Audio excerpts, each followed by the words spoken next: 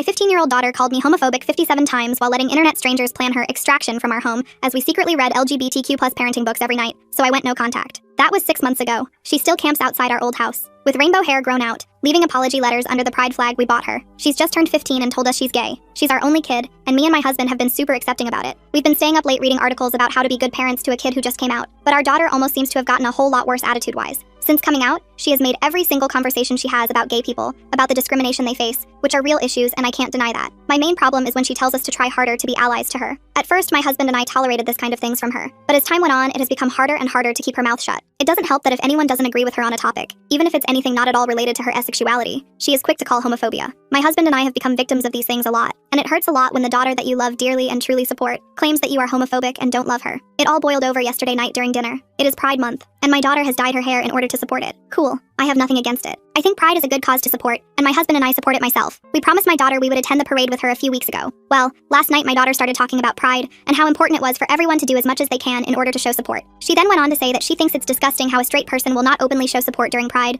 and compared it to racism. We got into a conversation about it, and during it our daughter told us she would like us to dye our hair for the month of Pride. She said it can be any color, as long as the color is on the rainbow. I told my daughter that as much as we support her, my husband and I were not going to do that. We told her we don't see how us dyeing our hair was going to do anything really. She blew up, calling us homophobic, saying that we don't support her, saying we're anti-gay and so on. My husband was the one who actually had enough, and he yelled stop so loud that even I got scared for a second. Our daughter instantly got quiet, but I could see she was still angry. My husband started speaking and told her to check her privilege. She tried asking how she was privileged, and my husband replied. He stated that she is gay and is fortunate enough to live in a country where the LGBTQ community are not seen as animals. He told her that she gets to prance around calling people names if they disagree with her, and call homophobia if she doesn't like something. My husband then pulled something up on his phone. He told my daughter to look. It was a video of gay people in less progressive countries speaking about how they were treated, followed by a video of a gay person being punished. The video was horrible. Once it ended, my husband told her that this was the reality for a lot of gay people in the world, and the fact she screams homophobia at us for not dyeing our hair during Pride Month is incredibly insensitive to gay people everywhere else in the world. He told her that not dyeing our hair isn't homophobia, and if she thinks she is, then she has been brainwashed. My daughter left without saying much, and has not spoken a lot to us today either.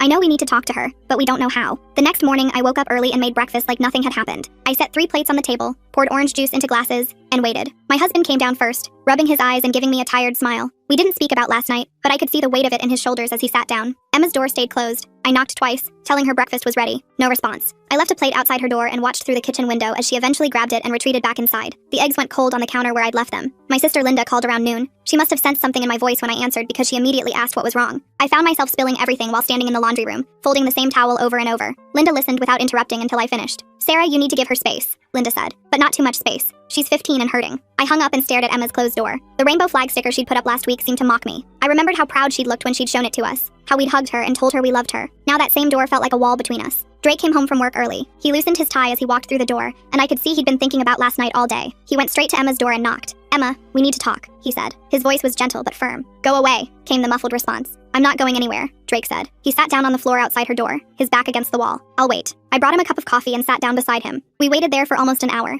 occasionally talking to the door, telling Emma we loved her and wanted to understand. Finally, we heard movement inside. The door cracked open, and Emma peered out with red, puffy eyes. What do you want? She asked. To talk, I said. To understand. Emma opened the door wider but didn't invite us in. She stood there in her pajamas, her newly dyed rainbow hair messy and tangled. She looked so young, so vulnerable. Nothing like the angry activist from last night. I hate you, she said, but there was no venom in it, just exhaustion. No, you don't, Drake said softly. You're angry, and that's okay. Emma's face crumpled. She turned and walked back into her room, leaving the door open. We followed her in. Her laptop was open on her bed, multiple tabs visible. I caught glimpses of forums and social media pages before she closed it. Everyone online says parents who really support their kids show it, Emma said, sitting cross-legged on her bed. They say if you're not willing to make sacrifices, you're not really an ally. I sat down beside her, careful not to crowd her. Who is everyone? Emma shrugged. People in my groups, other kids who came out. They share stories about their parents doing all these things, and She trailed off, picking at her comforter. You just what? Drake prompted gently. I wanted you to be like them, Emma whispered. I wanted to show everyone that my parents were the best allies. I felt my heart break a little. Emma, honey, our love for you isn't something we need to prove to strangers online. But they said, they don't know us, Drake interrupted. They don't know our family. They don't know how we stayed up reading every article we could find about supporting LGBTQ+ kids. They don't know how we've already changed our insurance to make sure you're covered for any care you might need. They don't know that we've been looking into therapists who specialize in LGBTQ+ youth, just in case you want someone to talk to. Emma looked up at him, surprised. You have? I nodded. We have. But we didn't announce it online or dye our hair because that's not what love looks like in our family. Emma was quiet for a moment. Then she said, Isabel's mom got a pride tattoo. Good for Isabel's mom, I said. But I'm not Isabel's mom. I'm yours. And you're disappointed in me, Emma said, her voice small.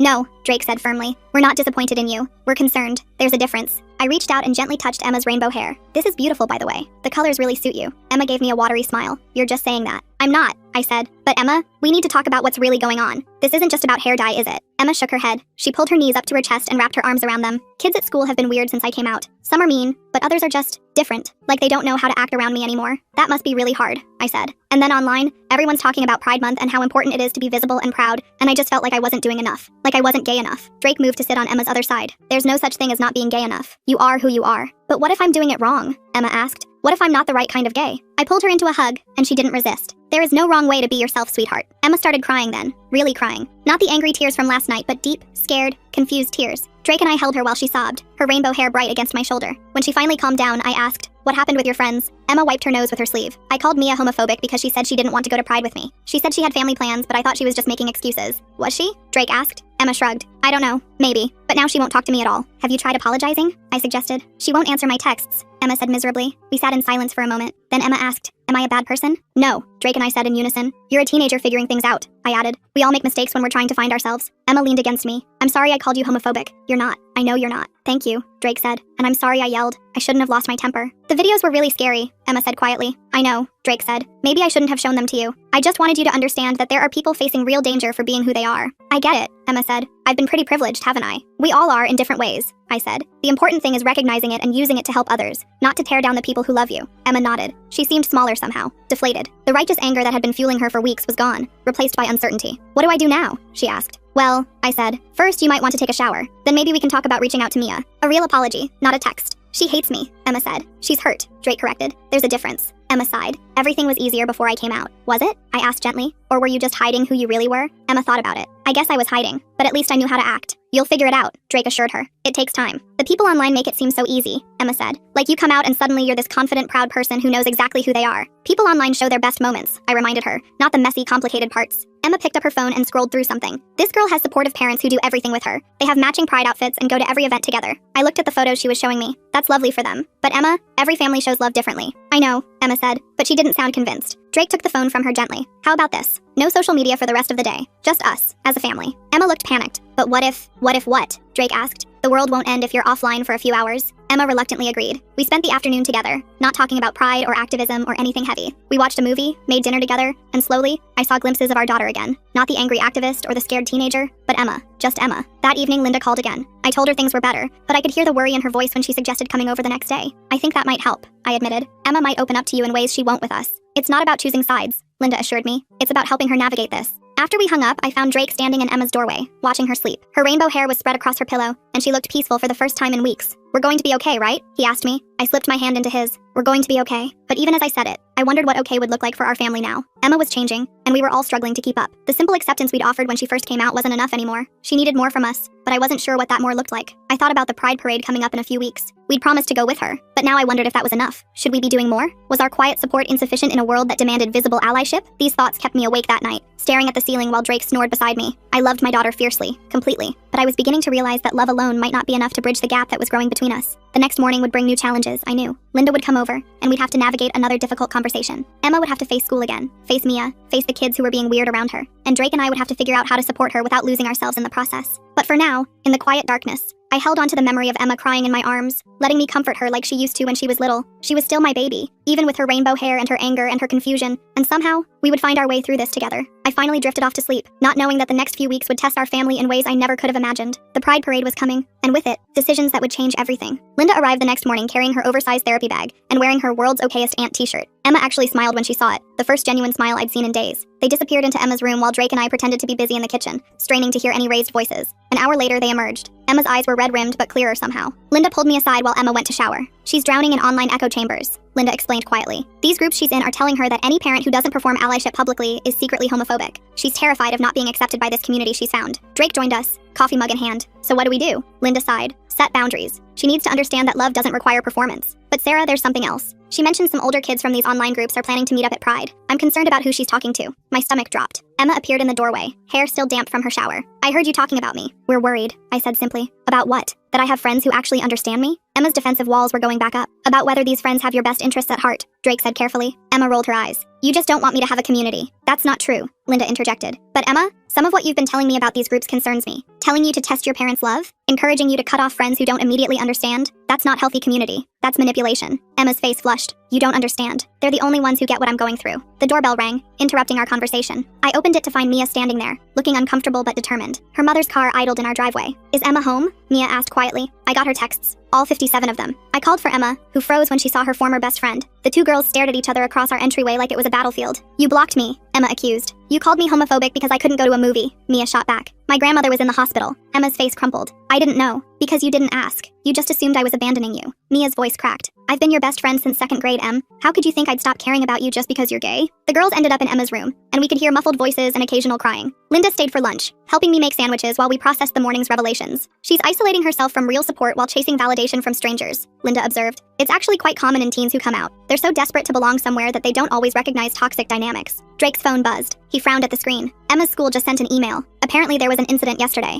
My heart sank as I read over his shoulder. Emma had gotten into a heated argument with a teacher who'd asked her to save her Pride Month presentation for the appropriate class. She'd accused him of censorship and homophobia in front of everyone. Why didn't she tell us? I whispered. Because she knew we'd side with the teacher, Drake said grimly. When Mia left an hour later, the girls had reconciled, but I could see the friendship was fragile now, built on careful words and unspoken boundaries. Emma seemed exhausted by the effort of it. That evening, Emma asked if she could show us something. She pulled up a group chat on her laptop, scrolling through messages. My blood ran cold as I read them. Your parents are showing their true colors, someone named Radical Rainbow wrote. If they really loved you, they'd be willing to do anything to show support. Classic sachet behavior, added Pride Warrior 2006. They only accept you as long as you don't inconvenience them. Emma, these people don't know us, I said, trying to keep my voice steady. They know enough, Emma said defensively. They've been through this with their own families. Drake pointed to another message. This person is telling you to document every time we fail you. That's not support, Emma. That's encouraging you to build a case against us. Emma slammed the laptop shut. You just don't understand what it's like. You're right, I said. I don't understand what it's like to be gay, but I understand what it's like to be manipulated. These people are telling you that love comes with a checklist. At least they care, Emma shouted. We care. Drake's voice rose to match hers. We've done nothing but care since the day you were born. Then prove it, Emma screamed back. Do something that shows everyone you're not ashamed of me. Is that what you think? I asked, my voice breaking. That we're ashamed? Emma's silence was answer enough. The next few days were tense. Emma went to school, came home, and locked herself in her room. She was polite but distant, like a stranger wearing our daughter's face. I caught her taking photos of our family photos, and when I asked why, she muttered something about documentation. Friday afternoon, the school called. Emma had been given detention for disrupting another class with what the principal delicately called aggressive activism. When I picked her up, she sat in the car with her arms crossed, radiating anger. They're discriminating against me, she said. They're asking you to follow the same rules as everyone else, I replied, exhausted. That's what discrimination looks like, Emma insisted, making me be quiet about who I am. Nobody's asking you to be quiet about who you are. They're asking you to respect that math class is for math. Emma turned to stare out the window. Isabel's parents would understand. I gripped the steering wheel tighter. Then maybe you should go live with Isabel's parents. The words hung between us like a slap. Emma's eyes filled with tears, and I immediately regretted it. I didn't mean that, I said quickly. Yes, you did, Emma whispered. You're tired of me, just like everyone else. That night, I found Drake in the garage, reorganizing his tools for the 3rd time this week. It was what he did when he couldn't fix something. I'm losing her, I said. He put down his hammer and pulled me into his arms. We're not losing her. She's just lost right now. What if we can't find her again? Drake didn't answer, and his silence terrified me more than any words could have. Saturday morning brought a new crisis. Emma announced she'd been invited to a pre-Pride meetup with her online friends. The address she showed us was in a part of the city neither Drake nor I felt comfortable with her visiting alone. I'll drive you, Drake offered. No. Emma's response was immediate and panicked. They'll think I'm a baby if my dad drops me off. Then I'll drop you off a block away, he compromised. Emma looked like she wanted to argue more, but eventually agreed. I watched them leave with a knot in my stomach. They returned 2 hours later, Emma in tears and Drake looking shaken. It took an hour to get the full story out of them. The meetup had been in someone's apartment, and the group had spent the entire time sharing stories about their toxic families and encouraging each other to cut ties. When Emma had mentioned that her parents were actually trying, she'd been told she was suffering from internalized homophobia and Stockholm syndrome. They said I was betraying the community by defending you, Emma sobbed. They said I wasn't really committed to being my authentic self if I still cared what you thought. Oh, sweetheart, I pulled her close. That's not how love works. That's not how any of this works. One of them offered to let me stay with them after Pride if things got too bad at home, Emma admitted quietly. Said their apartment was a safe space for kids whose parents didn't understand. Drake and I exchanged alarmed looks over her head. Emma, you cannot go to that apartment again, Drake said firmly. You can't control me. Emma pulled away, the moment of vulnerability passing. Actually, we can, I said, finding my backbone. You're 15, and those people, whoever they are predators. Maybe not in the way you're thinking, but they're preying on vulnerable kids, filling their heads with poison. Emma stood up, shaking. You just proved everything they said about you. She stormed to her room, slamming the door. Drake and I sat in stunned silence until Linda called for her weekly check-in. When I told her what had happened, she immediately offered to come over. No, I said. I think we need to handle this ourselves. But Linda, what if we're doing everything wrong? You're not. Linda assured me. You're protecting her. That's what parents do. Sunday was quiet. Too quiet. Emma emerged only for meals, picking at her food and responding in monosyllables. I tried to engage her in conversation about anything other than pride or sexuality, but every topic seemed to lead back there. Can we go shopping for Pride? She asked finally. I want to get some things to wear. I agreed eagerly, desperate for any normal mother-daughter activity. But the shopping trip turned into another battlefield. Every rainbow item I approved of wasn't authentic enough. Every suggestion I made was met with eye rolls and sighs. What about this? I held up a t-shirt with a subtle pride flag design. That's for corporate allies, Emma said dismissively. People who want to look supportive without actually doing anything. Emma, it's just a shirt. Nothing is just anything anymore, Mom. Everything is political. Everything makes a statement. I put the shirt back, exhausted. When did you become so angry? Emma's face softened for just a moment. I'm not angry. I'm scared, okay? I'm scared that if I don't do this right, no one will accept me. Not the gay community, not the straight community. I'll just be alone. You're not alone, I said, reaching for her hand. She let me take it. You have us. You have Mia. You have people who loved you before you came out and will love you no matter what. But what if that's not enough? Emma whispered. Before I could answer, her phone buzzed. She glanced at it and her face changed, closing off again. They want to know if I'm coming to Pride with them or with you. Who's they? I asked. My real friends, Emma said, pulling her hand away. That night I couldn't sleep. I kept thinking about the apartment, the older kids filling my daughter's head with poison, the way she'd said real friends like we were the enemy. Drake was awake too. I could tell by his breathing. We have to do something, I whispered. Like what? Lock her in her room? Take away her phone? She'll just hate us more. Maybe that's what it takes, I said. Maybe being the bad guy is what protecting her looks like right now. Monday morning, Emma left for school without saying goodbye. I spent the day researching, making phone calls, trying to understand how we'd gotten here. I called P-Flag, spoke to other parents, even reached out to a family therapist who specialized in LGBTQ+ youth. It's more common than you'd think, the therapist told me. Kids who are newly out sometimes get caught up in toxic online spaces. They're looking for community and validation, and they don't always recognize when that community becomes harmful. When Emma came home, I was ready. We need to talk about Pride. She immediately got defensive. If you're going to tell me I can't go, no, I interrupted. We're going. All of us. Together. As a family. Emma blinked, surprised. But what about my friends? They can meet us there if they'd like. But you're going with us. Staying with us, and leaving with us. That's not fair. Neither is asking us to prove our love by dyeing our hair, Drake said from the doorway. Neither is calling us homophobic every time we disagree with you. Neither is letting strangers on the internet convince you that we're your enemy. Emma's face went red. You've been spying on my conversations. No, I said, but we've been paying attention. And what we're seeing scares us. You're scared of me being gay. We're scared of you being manipulated, Drake corrected. We're scared of you cutting off everyone who actually loves you because some strangers online told you to. Emma stood up, shaking with rage. You don't understand anything. You don't know what it's like to finally find people who get you. You're right, I said. We don't. But we know what it's like to love someone so much it hurts. We know what it's like to watch that person slip away and not know how to reach them. Maybe I don't want to be reached, Emma said coldly. Maybe I'm finally becoming who I'm supposed to be. By pushing away everyone who loved you before you came out? Drake asked. That's not becoming yourself, Emma. That's letting other people tell you who to be. Emma grabbed her backpack and headed for her room. I have homework. Tuesday brought another call from school. Emma had started a petition to make the dress code more inclusive and was pressuring students to sign it during lunch. When they'd asked her to stop, she'd accused the administration of systemic oppression. We support her identity, the vice principal told me carefully, but she's creating a hostile environment for other students. I apologized, promised to talk to her, and hung up feeling like a failure. How had my sweet, thoughtful daughter become this angry activist who sought enemies everywhere? That evening, Mia's mother called. I'm sorry to bother you, Sarah, but Mia's really upset. Emma's been pressuring her to come out as an ally at school, to wear pride pins and put pronouns in her bio. Mia supports Emma completely, but she's uncomfortable with the public displays. Emma told her that silence equals violence. I closed my eyes. I'm so sorry. We're working on it. I know you are, she said kindly. I just thought you should know. Mia doesn't want to lose Emma's friendship, but she's walking on eggshells. After dinner, I knocked on Emma's door. We need to talk about Mia. What about her? Emma didn't look up from her laptop. You're pressuring her to do things she's not comfortable with. Emma spun around. She should want to support me. She does support you. She just doesn't want to wear pins or make announcements about it. That's not enough. Emma slammed her laptop shut. Do you know how alone I feel at school? How hard it is to be the only out kid in my grade? My heart broke. I didn't know you were the only one. Emma's anger deflated slightly. There are others, but they're older. Or they're not really out. Just kind of. Everyone knows, but no one talks about it. That must be really isolating, I said, sitting on her bed. It is, Emma admitted. And then I found these groups online, and suddenly I wasn't alone. There were people who understood, who'd been through the same things. They made me feel brave. There's a difference between brave and aggressive, I said gently. You think I'm aggressive? I think you're scared and trying to control everything around you to feel safe, I said. But Emma, you can't force people to support you in exactly the way you want. That's not how relationships work. Emma was quiet for a moment. They said you'd try to make me doubt myself. Who's they, Emma? Do you even know their real names? Have you met them in person? That doesn't matter. It does matter, I insisted. These people are telling you to document your family's failures, to cut off friends who don't perform allyship correctly, to test our love with impossible demands. Does that sound like people who care about your well-being? Emma's eyes filled with tears. At least they make me feel like being gay is something to be proud of, not something to hide. We've never asked you to hide, haven't you? Emma interrupted. You don't want me to talk about it at dinner. You don't want me to make it my whole personality. You want me to be gay quietly, conveniently, in a way that doesn't disrupt anything. I sat back, her words hitting hard. Is that really how you see it? How else am I supposed to see it? Emma wiped her eyes angrily. You say you support me, but you won't do anything that shows it. We're going to Pride with you,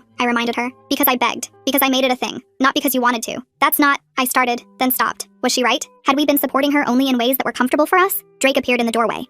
Can I show you something? He held out his phone, displaying an email. This is the registration confirmation for the PLAG meeting next week. Your mom and I signed up the day after you came out. Emma looked surprised. You did? We also bought about 15 books on supporting LGBTQ plus teens, I added. We've been reading them at night after you go to bed. And I changed my work benefits during open enrollment to make sure any future healthcare needs you have are covered, Drake continued. We've been doing a lot, Emma. We just haven't been advertising it. Emma stared at us. Why didn't you tell me? Because we didn't think we needed to prove our love with receipts, Drake said simply. Wednesday was a half day at school. Emma came home to find Linda in our kitchen, baking cookies. Thought you might want to help, Linda said casually. I'm trying a new recipe. Emma hesitated, then joined her at the counter. I made myself scarce, but I could hear them talking quietly as they measured and mixed. Linda had a way of getting Emma to open up without pushing. An hour later, they called me in to try the cookies. Emma seemed calmer, more like herself. Aunt Linda thinks I should take a social media break, she said. I think it might help you figure out what you actually think versus what other people are telling you to think, Linda said carefully. Emma nodded slowly. Maybe just for a few days. It was a small victory, but I'd take it. That evening, Emma asked if we could watch a movie together. We settled on an old favorite, something from before everything got complicated. Halfway through, Emma leaned against my shoulder. I held my breath, afraid to move and break the spell. I'm sorry I've been so difficult, she whispered. You haven't been difficult, I said. You've been figuring things out. I called Dad homophobic because he didn't know what demisexual meant, Emma admitted. That was really unfair.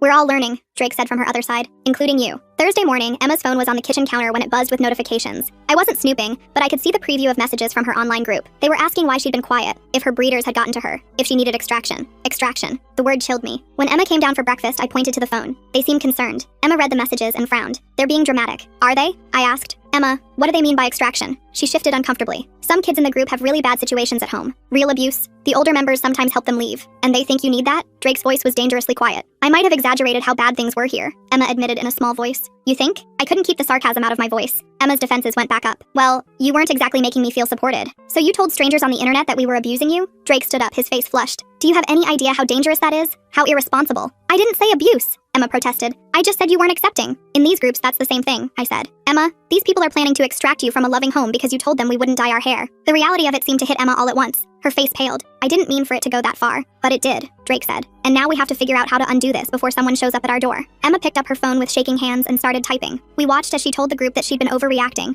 that her parents were actually supportive, that she didn't need help. The responses were immediate and harsh. They accused her of being brainwashed, of betraying the community, of not being a real ally to kids in actual danger. With each message, Emma seemed to shrink. Block them, I said firmly. All of them. But no buts, Drake said. These people are toxic, Emma. They're not your friends. Emma nodded, tears streaming down her face as she blocked number after number. When she was done, she looked lost. What if I just gave up my only community? You didn't, I said, pulling her into a hug. You gave up a group of people who were using you to validate their own anger. That's not community. That's a cult. Friday arrived with a sense of cautious hope. Emma had been off social media for 2 days and already seemed more like herself. She'd apologized to Mia, had a productive conversation with her guidance counselor about appropriate activism at school, and even helped Drake cook dinner without making it about gay rights. But I knew the real test would be Pride on Sunday. The event that had started this whole conflict was now looming like a storm cloud. I don't know if I want to go anymore, Emma admitted Friday night. What if I see them there? Then we'll handle it together, I said. But Emma, Pride isn't about them. It's about you being proud of who you are. What if I don't know who that is anymore? She asked. Without the group, without the anger, I don't know how to be gay. You be Emma, Drake said simply. Emma who happens to be gay. Not gay who happens to be named Emma. Saturday was spent in preparation. Emma decided she wanted to wear her rainbow hair with a simple outfit, nothing too over the top. I found a subtle pride pin for my purse, and Drake surprised us both with a t-shirt that said, "Free Dad Hugs." Where did you get that? Emma asked, her eyes wide. Internet, Drake said, looking embarrassed. I thought maybe some kid there might need one. Emma threw her arms around him. I love you, Dad. Love you too, kiddo. Rainbow hair and all. That night, as we prepared for bed, I found Emma in her room looking through old photos on her phone. Pictures from before she came out, when things were simpler. Do you miss her? I asked, sitting beside her. The girl in those pictures? Emma considered this. Sometimes. She didn't have to think so hard about everything. But she was also hiding. I don't want to hide anymore. You don't have to, I assured her. But you also don't have to fight everyone who doesn't understand immediately. Sometimes the best activism is just living your life openly and happily. The group said that was complacency, Emma said. The group was wrong about a lot of things, I pointed out. Emma nodded. Mom, I'm scared about tomorrow. Me too, I admitted, but we'll face it together. As I left her room, I felt the weight of the past few weeks settling on my shoulders. We'd weathered the storm, but I knew this was far from over. Emma would face more challenges, more people who would try to tell her how to be gay, how to be an activist, how to be herself. But for now, we were together, bruised and shaken, but together. And tomorrow, we would walk into Pride as a family, not because anyone demanded it, but because we chose to. The irony wasn't lost on me. Emma had wanted us to dye our hair to prove our love. Instead, we'd proved it by saying no, by setting boundaries, by protecting her even when she hated us for it. Sometimes love looks like rainbow hair and pride parades. Sometimes it looks like difficult conversations and blocked phone numbers. As I crawled into bed beside Drake, he pulled me close. Ready for tomorrow? No, I said honestly, but we'll do it anyway. For Emma. For Emma, I agreed. And for us. For our family. Outside, the world was preparing for Pride, for celebration and protest and visibility. Inside our home, we were preparing for something smaller but no less significant. The chance to show our daughter that love doesn't require performance, that support doesn't mean agreement, and that sometimes the bravest thing you can do is simply show up as yourself. Tomorrow would bring new challenges, I knew. But tonight, we were just a family, imperfect and struggling, but trying our best. And maybe, in the end, that's what pride really looks like. Sunday morning arrived with gray skies threatening rain. Emma came downstairs wearing jeans and a simple rainbow bracelet, her colorful hair pulled back in a ponytail. Drake adjusted his free dad hugs shirt nervously, while I pinned the small pride flag to my purse. The drive downtown was quiet. Emma kept checking her phone, then putting it away, then checking again. I watched her in the rearview mirror, noticing how she chewed her lip the same way she had as a little girl facing something scary. We parked 6 blocks from the parade route. The streets were already filling with people carrying flags, wearing bright colors, music thumping from various directions. Emma hung back as we walked, staying close between Drake and me. "There are so many people," she said quietly. Drake took her hand. "We can leave whenever you want." Emma shook her head. "I want to do this." We found a spot along the parade route where families were gathering. A mother nearby had 3 kids, all wearing matching rainbow tutus. An elderly couple held a sign that said, "Free grandparent hugs." Emma watched everything with wide eyes. The parade started with motorcycles roaring past, rainbow flags streaming behind them. Emma flinched at the noise but stayed put. Float after float passed by, each one louder and more colorful than the last. Drag queens threw beads into the crowd. Corporate sponsors handed out branded fans. Music blasted from every direction. "Mom, look." Emma pointed across the street. I followed her gaze and saw them. The group from the apartment. About 8 young people, all wearing matching black shirts with aggressive slogans. They were chanting something I couldn't quite make out, holding signs about authentic queerness and no compromise. Emma shrank back against Drake. "Can we move?" We started working our way through the crowd, but one of them spotted Emma. A young woman with a shaved head began pushing through the crowd toward us. I recognized her username from the messages, Radical Rainbow. "Emma, there you are," she called out. "We've been worried about you." Emma pressed closer to me. "I don't want to talk to them." Radical Rainbow reached us, her eyes narrowing when she saw Drake's shirt and my pride pin. "These are your parents? The ones who wouldn't even dye their hair? Leave us alone," Emma said, her voice shaking. "They've gotten to you," Radical Rainbow said, ignoring Emma's request. "This is exactly what we talked about. Stockholm Syndrome. You can still come with us." Drake stepped forward. "She asked you to leave us alone." Radical Rainbow laughed. "Oh, the sachet dad wants to play protector now? Where was this energy when she needed you to show real support?" More of the group was approaching now. I could feel Emma trembling beside me. Drake's jaw was clenched, but he kept his voice calm. "Real support doesn't mean following your checklist," he said. "Now please leave my daughter alone." "Your daughter?" Another member of the group, a young man with multiple piercings, joined in. "She's not your property. Emma, you know where to find us when you're ready to be your authentic self." "This is my authentic self," Emma suddenly burst out. "Standing here with my parents who love me even when I'm being horrible to them, who stayed up reading about how to support me, who changed their insurance for me, who are here with me even though I called them homophobic." The group exchanged glances. Radical Rainbow reached out toward Emma. "You're confused. Let us help you." Emma stepped back. "You're the ones who confused me. You made me think love had to look a certain way. You made me think my parents were enemies when they were just parents." "They're brainwashing you," the young man insisted. "No," Emma said, her voice stronger now. "You were brainwashing me, making me document everything, telling me to cut off my best friend, planning to extract me. That's not support. That's..." She paused, looking for the word. "That's a cult," I supplied quietly. Radical Rainbow's face twisted. "You'll regret this, Emma, when they show their true colors, when they reject who you really are. Don't come crying to us. They already know who I really am," Emma said. "I'm their daughter, who happens to be gay, not the other way around." The group muttered among themselves, throwing dirty looks our way, but eventually melted back into the crowd. Emma was shaking. Drake pulled her into a hug, and she buried her face in his chest. "I'm proud of you," he murmured. "That was brave." "I don't feel brave," Emma said, her voice muffled. "I feel like I'm going to throw up." We found a quieter spot away from the main parade route. Emma sat on a bench, taking deep breaths. I bought her a bottle of water from a vendor while Drake sat beside her, not saying anything, just being there. "I really thought they cared about me," Emma said finally. "They probably thought they did," I said, sitting on her other side. "But caring about someone doesn't mean controlling them." Emma nodded, sipping her water. "Can we still watch the parade? Just from here?" We spent the next hour on that bench, watching the celebration from a distance. Emma pointed out different flags, explaining what they meant. Drake asked questions, genuinely trying to understand. I watched my family, feeling something settle in my chest. A teenager approached Drake looking nervous.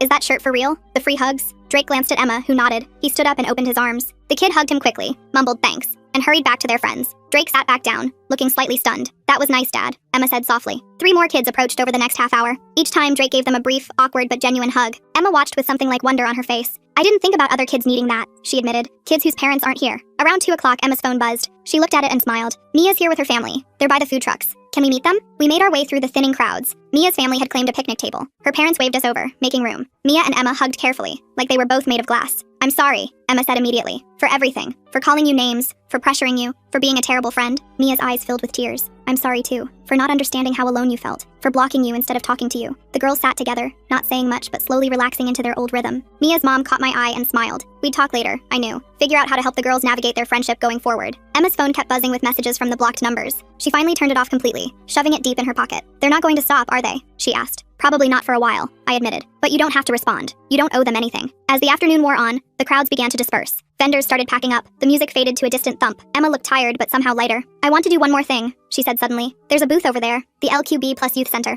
Can we go? We walked over to the booth where volunteers were handing out information. Emma approached hesitantly. Hi, she said to the woman staffing the table. I'm gay, and I think I've been doing it wrong. The woman, who looked to be in her 50s, smiled gently. There's no wrong way to be gay, sweetheart. There's only your way. Emma's eyes filled with tears. I've been so angry and scared, and I hurt people who love me because some strangers online told me to. The woman came around the table and put a hand on Emma's shoulder. That's more common than you'd think. Being young and queer is hard. Sometimes we get lost trying to find our way. She handed Emma some pamphlets about youth groups, legitimate ones with adult supervision and healthy boundaries. These might help. Real community, not the toxic kind. Emma took them, nodding. Thank you. As we walked back to the car, Emma linked her arms through mine and Drake's. I'm sorry I've been such a nightmare. You haven't been a nightmare, Drake said. You've been a teenager trying to figure out who you are, with some really bad influences, Emma added. I can't believe I let them convince me you were the enemy. We're never the enemy, I said. Even when we're the bad guys. That's what parents do. Emma was quiet for a moment. That group. They're going to keep trying to contact me, aren't they? What if they show up at school? Or at the house? Drake's face hardened. Then we deal with it. Together. And with the police if necessary. Emma nodded, looking relieved. I think I want to talk to someone. A therapist, I mean. Aunt Linda mentioned someone who specializes in LGBTQ plus teens. We'll call tomorrow, I promised. Make an appointment. The drive home was peaceful. Emma dozed in the back seat, emotionally exhausted. Drake reached over and took my hand. We survived, he said quietly. The first round, I corrected. This isn't over. He squeezed my hand. Number, but we know what we're dealing with now.